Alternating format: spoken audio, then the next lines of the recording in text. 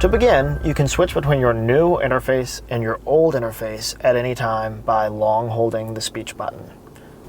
Every Lexus vehicle has a variety of audio modes. You'll have FM, AM, XM, sometimes a factory Bluetooth, and an aux mode. You can toggle between these modes by pushing on the steering wheel mode button. For our unit to function, you want your factory system to be in the aux mode. Our system is going to play audio via the auxiliary channel. We've tapped into that channel from behind the unit. With the system in the aux mode, come to your new side, and we're going to go ahead and set up the Apple CarPlay.